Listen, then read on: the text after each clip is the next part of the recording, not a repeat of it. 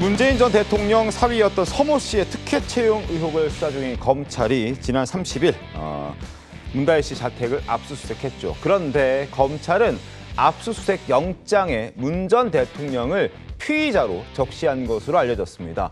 야권의 반발이 커지고 있습니다.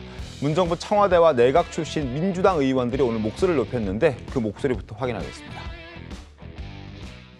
정권이 위기일 때마다 국면 전환용 정치 보복 수사를 반복해온 정치 검찰의 병이 또 도졌습니다. 김건희 여사는 명품백을 받아도 감사의 표시라며 이제 수백만 원씩 뇌물을 턱턱 받아도 되는 세상을 만들더니 문재인 대통령에게는 다 큰 성인인 딸에게 생활비를 안 줬으면 그 돈만큼 뇌물이라는 해괴망측한 궤변을 뒤집어 씌우겠다고 합니다.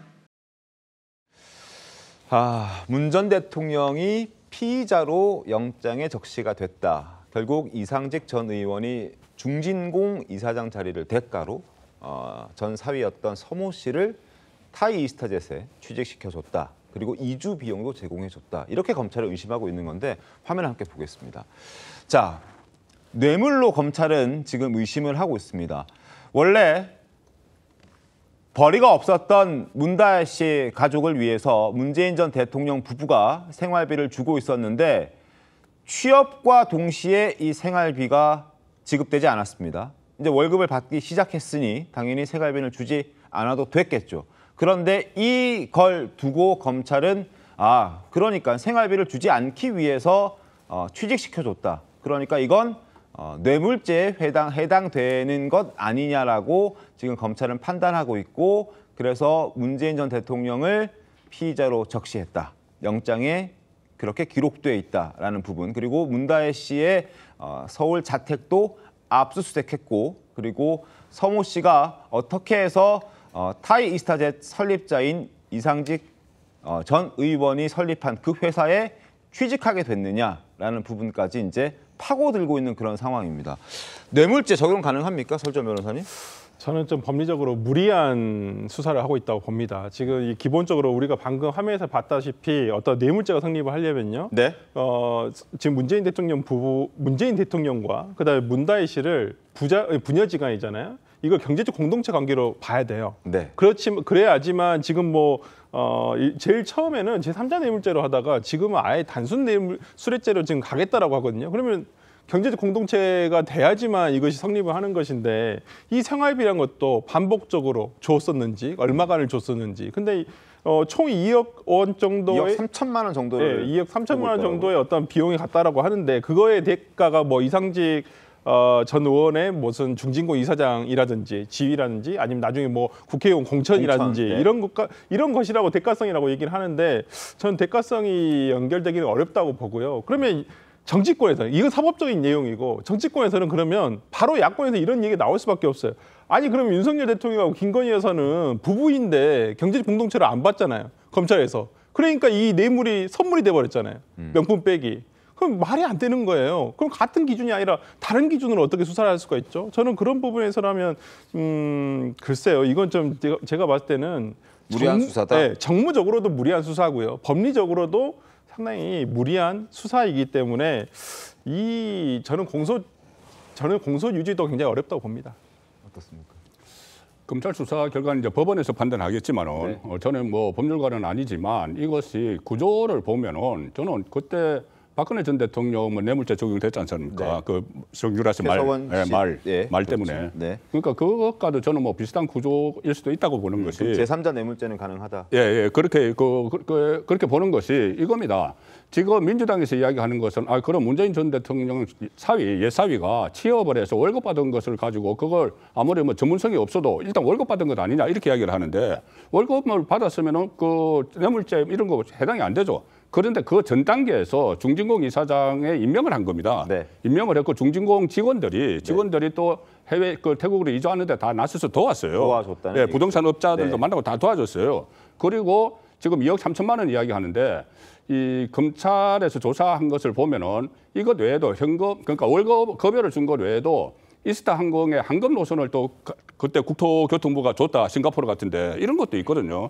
이런 것도 있고 더구나 지금 그 경호처, 그 태국에 갔던 경호원을 통해서 네. 또 돈 거래가 수천만 원이 있었다는 것도 있고, 이 유모 씨 또 양모 씨, 이 김정숙 여사의 그 의상을 담당했던 이런 사람들과 또 돈 거래가 있었다는 것이 나오고 있어요. 그러니까 단순히 서모 씨, 옛 사위 서모 씨에게 급여를 주도록 했다. 이게 하나만이 아니고 네. 여러 가지 다른 이 특혜나 아니면은 이 지원을 해준 것이 또 있고, 그 청와대 안에서도 네. 청와대 안에서도 돈 흐름이 있었기 때문에 그걸 종합적으로 보아서 지금 뇌물죄를 적용을 하려고 하는 것 같아요.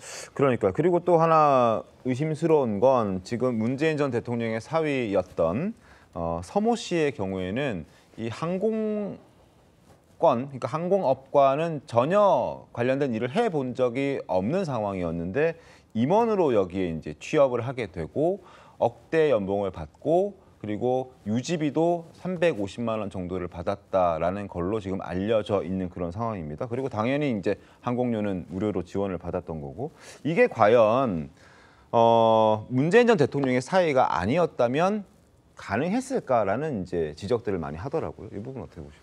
저는 아무리 생각해도 이게 왜 그 뇌물 혐의 적용이 안 되는지 잘 이해가 안 되는데요.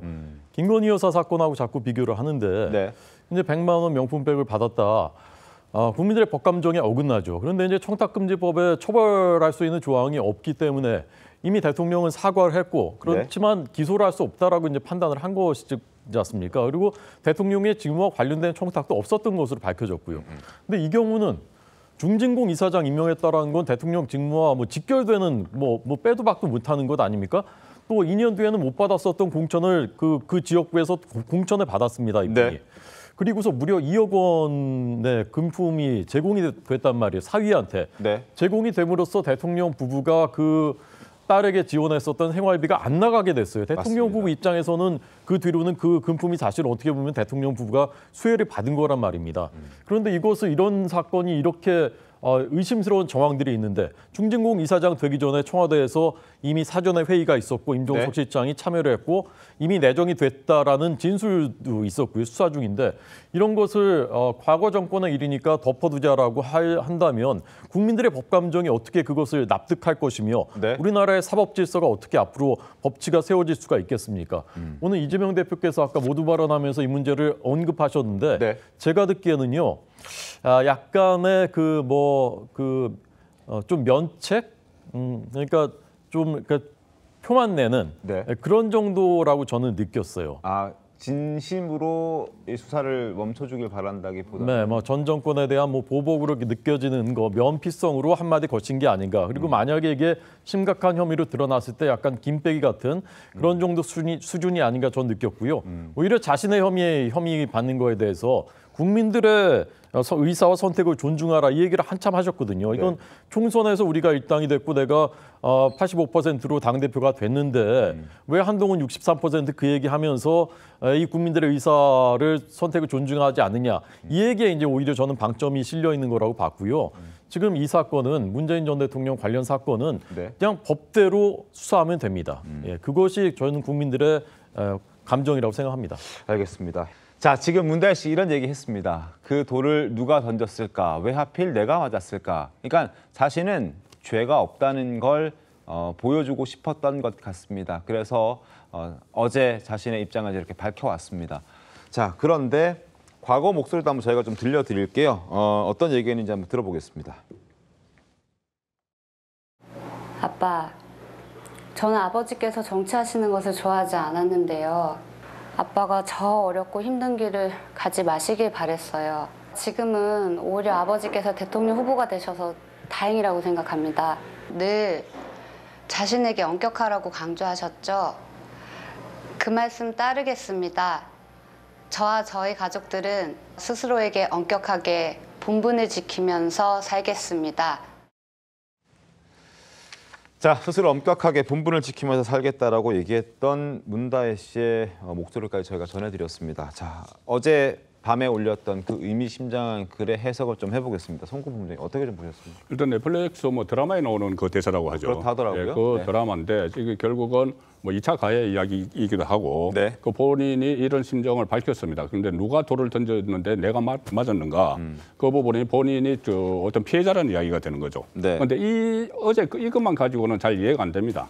1월 25일에 SNS에 문다혜 씨가 글을 올린 게 있어요. 기억하시겠지만은 또다시 표적이 될 아버지와 우리 가족 그거 한번 올린 적이 있습니다. 네네. 그래서 가족 모두의 평안과 무탈만을 기원한다. 그래서 아버지가 다시 표적이 된다. 그런데 그 시점이 그 울산 부정선거 네네. 거기 재기수사 명령을 내렸을 때고 대검에서 네. 재기수사 명령을 했을 때고 그다음에 또 하나는 통계 조작으로 관련자가 소환됐을 때고 또 하나가 뭐냐면 지금 논란이 되고 이 사건과 관련해서 네. 그 전에 인사비서관이 딱 소환된 시점이에요. 아, 그렇죠. 예, 인사비서관이 소환된 시점이고 그 직후에 저게 1월 25일 날 제가 말씀드린 그 글이 올라갔는데 네. 1월 말 2월 초에 백원우 뭐 조현옥 다 소환이 될 때입니다. 그 소환이 될 때 이 어떤 뭐 그 수사망이 좁혀오는 걸 느꼈겠죠. 느꼈는데 그 사건이 지금 이어져서 거의 이제 결론이 되는 부분까지 왔어요. 그래서 이제 어젯밤에 이런 거를 올렸다고 하면은 본인이 어떤 그 좀 압박감, 네. 수사의 압박감을 상당히 느끼고 있다고 봐야 되겠죠. 압박감을 느꼈기 때문에 어젯밤에 트위터를 통해서 이런 글을 올렸을 것이다라고 이제 설명을 해주셨습니다. 강선희 평론가님 어떻습니까? 근데 이제 문다혜 씨가 지금 뭐 이렇게 뭐 조사를 받고 압수수색을 받고 이런 거는 문재인 전 대통령의 따님이기 때문에 그런 겁니다. 다른 이유가 있겠습니까? 일반인의 딸이었다면 그렇겠습니까? 하지만 대통령의 딸이었기 때문에 그 모든 것이 엄격하게 국민들이 바라보는 것이고 또 국민들이 거기에 대해서 관심을 갖기 때문에 좀 억울하지만 그런 면은 있다고 본인도 양해를 해야 될 것 같고 다만 이제 야당에서 보기에는 어쨌든 과거에 조금 시기가 있었을 때는 김정숙 전 여사와 관련된 것들이 소환이 돼서 또 문제가 되고 그게 또 일단락해서 또 지나가니까 또 이번에는 또 문다혜 씨와 관련된 것이 또 4년 만에 소환돼서 이러한 것들이 야당 지지자들이 봤을 때는 어떤 정치적 의도가 있는 것이 아니라고 의심할 수밖에 없다. 이런 말씀 드리겠습니다.